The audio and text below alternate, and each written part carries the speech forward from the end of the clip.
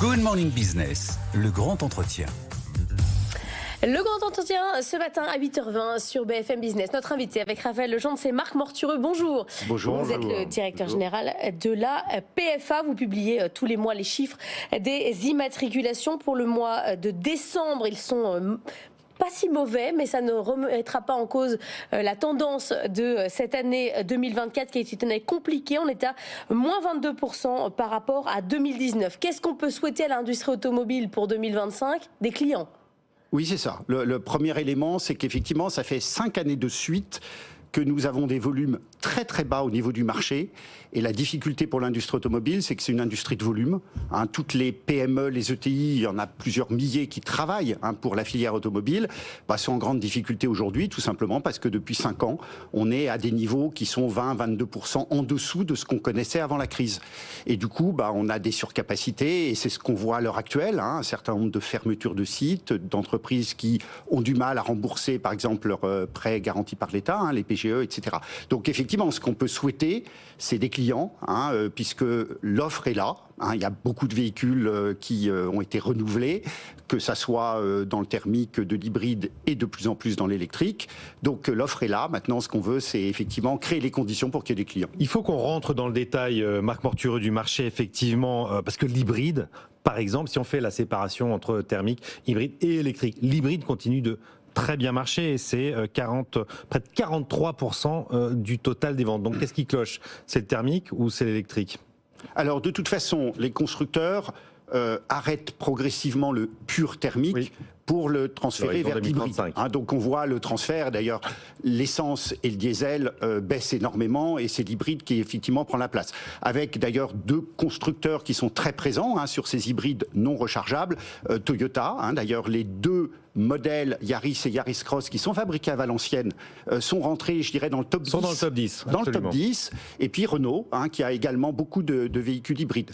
Et à côté de ça, on a l'électrique. L'électrique, qui a très bien progressé au cours des 5 dernières années. Malheureusement, sur 2024, c'est le coup de frein.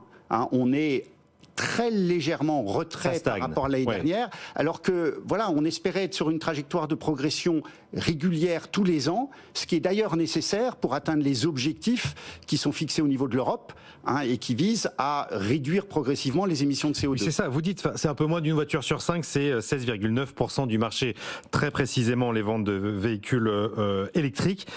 Vous dites que c'est un énorme problème, cette statistique. Pourquoi ? Expliquez-nous. Alors, on est à 16,9 en France. Au niveau de l'Europe, puisque la réglementation concerne l'Europe, on est un peu plus de 13% de part de marché des véhicules électriques. Pour atteindre l'objectif de la réglementation européenne l'année prochaine, il faut atteindre à peu près 22%. On passe de 13 à 22% dès l'année prochaine. Voilà. Et si les constructeurs n'atteignent pas cette cible, ils vont payer des pénalités. Ce qui est quand même très paradoxal, parce que tout simplement, ils ont investi massivement pour développer l'électrique. Les véhicules sont là, et tout le problème, c'est que la réglementation a un tout petit peu oublié le consommateur. Parce qu'il faut que le consommateur, effectivement, soit convaincu. Et on voit bien qu'un des éléments essentiels pour convaincre les consommateurs, c'est quand même les aides à l'achat, tant que les véhicules électriques sont plus chers que les véhicules thermiques. Et c'est là où on a, dans les différents pays européens, en permanence des stop and go sur les aides. Et ça, c'est pas bon du tout pour convaincre les gens d'aller vers l'électrique. Il y a un problème de lisibilité des aides, mais il y a un problème de décision, de politique industrielle. C'est-à-dire qu'on n'arrive pas à savoir si oui ou non on appuie vraiment sur cette voiture électrique un grand coup.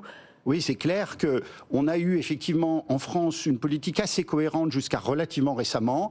Nous, on avait beaucoup insisté aussi sur tout ce qui est les infrastructures de recharge, qui est un élément essentiel. Et il y a eu, et ça a énormément progressé. Voilà.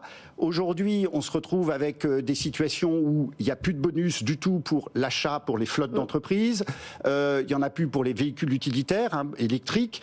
Et en Allemagne, il y a eu un arrêt complet fin d'année 2023. Résultat, baisse de 30% des ventes de véhicules électriques. Donc c'est vrai que nous, ce qu'on demande, c'est de la stabilité, de la visibilité. Il faut effectivement qu'on ait un des dispositifs qui nous accompagne dans cette transformation qui est extrêmement complexe.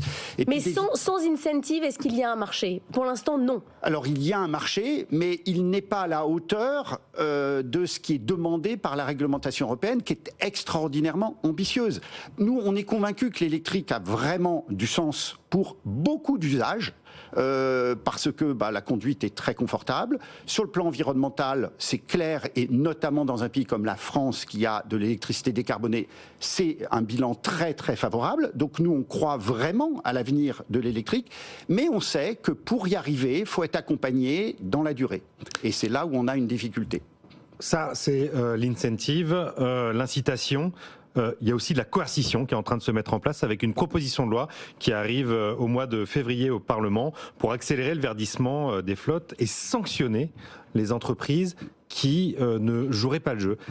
Est-ce que c'est une voie que vous saluez? Est-ce qu'il faut passer de l'incitation à la coercition? Alors d'abord, le constat, c'est que chez les particuliers, la part de marché d'électrique est 2 fois plus élevée que chez les flottes d'entreprises. Donc il y a quand même un problème. On a besoin effectivement que les flottes d'entreprises contribuent davantage.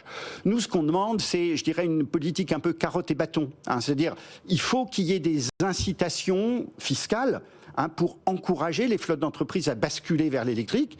Et effectivement, si on crée les conditions pour que ça puisse fonctionner, pour ceux qui ne l'atteindraient pas, qu'il y ait un certain nombre de sanctions, pourquoi pas. Mais nous, ce qu'on demande, c'est vraiment un équilibre entre les deux. La part des flottes d'entreprises, rappelez-nous, dans le marché global, alors les pas particuliers, c'est moins de 50%. Voilà. Donc après, dans le reste, c'est les flottes d'entreprises, c'est les loueurs, etc. Est-ce que vous demandez, comme les lobbies européens de l'automobile, à revenir sur les règles, à faire évoluer les calendriers, à changer ce qui avait été prévu? Alors nous, on ne cherche pas à remettre en cause le cap vers l'électrique d'une façon globale, pas forcément comme solution unique. On était contre en faire une solution unique, mais ça nous paraît être l'avenir. On n'a pas le choix. De toute façon, la responsabilité par rapport au réchauffement climatique, elle est là et on doit l'assumer.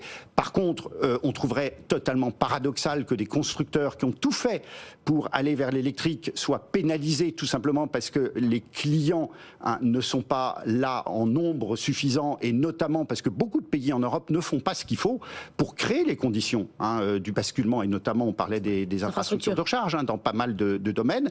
Par contre, donc voilà, il faut qu'on ait plus de pragmatisme dans la façon de traiter ces différentes échéances. Donc allonger le calendrier, par exemple. Alors c'est quelque chose qui va se débattre, mais nous déjà dans l'urgence pour 2025, nous ce qu'on souhaite, c'est d'éviter que les constructeurs se retrouvent en situation de devoir payer des amendes. Pourquoi? Parce que tout simplement, si c'est le cas, qu'est-ce qu'ils vont faire?